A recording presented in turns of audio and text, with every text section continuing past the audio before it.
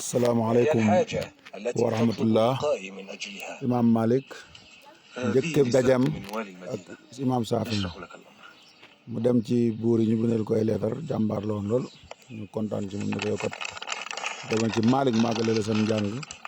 ñu bindal ko ab leetar mu war a ñëw jox ko Malik imam Malik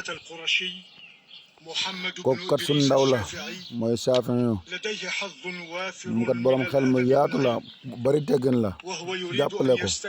daa bëgg nga àggaleel ko am njàngam moo tax xaadi màkk kat kilifa ak màkk moom moo wax naa la ko defal loolu man tamit dañoo bëgg nga jàppale ñu daal ci ñun buur yi mu man li muy man mu jéggulu yàlla am Malik علم رسول الله عليه الصلاة والسلام أصبح يؤخذ بالوسائل لا شيء لك عندي أيها الفتى اسمعني يا إمام طويلة لألقاك ألا تعطيني بضع لحظات أوجز ما تريد يا إمام إني أحفظ كتاب الله mokkal naa téere yàlla bi am kàng la sa téere muwatta bii di hadis mokkal naa ko أن أتلقى العلم على يدي waaye damaa bëgg nga dolli ma تلجأ إلى الوسطاء lii moo tax ngay dem ci buur yi ak di kii أردت أن أجد الفرصة damaa bëgg rek maanaam xër ci xam-xam rek ma tax ma rek ko ne ko maanaam buur bi nga dem di sàkku ni man moom du la ci jëriñ dara waaw moom daal soo bëggee jàng dinaa jàngale ci kippaaru yonante bi boo fa ñëwee ci jàkka yonante bi naa fa jàng soo ñëwee ma jàngal la ak ñëpp ci yem waaw loolu la waaye ay buur ak yooyu moom doxuma ci loolu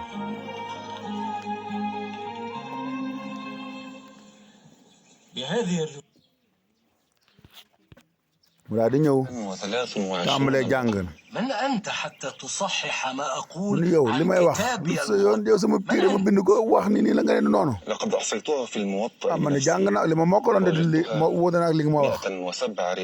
nii at wa saban riya nga wax ni moom la téeméer ak juróom-ñaar samanewaat waaw mu ne ko yow imaam di wax nga koy jéem a dog yow doo noppi jógal fii yow da yaay kan ba imaam di wax nga koy corriger اخرج من هنا فلا مكان لك بيننا jógal fii yow imaam di wax ngay kii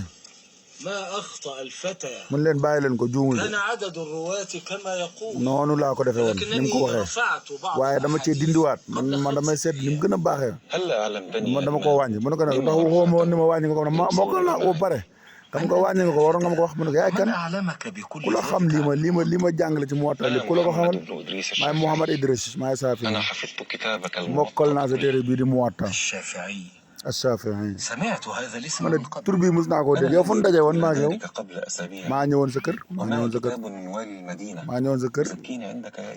buur yi ñoo ma bindaloon lettre bi mooy man maa nga dajaloon yow mi jàmbaar nga yow kat yow sax xam-xam bi moom doy na sëkk ci ma jàngal la ñii nga mokkale lii kay boo ko tegoon moo gën a fi nga làqatoon tey buur ak yooyu làqatoon sa xam-xam bi ñëw tegal ma ko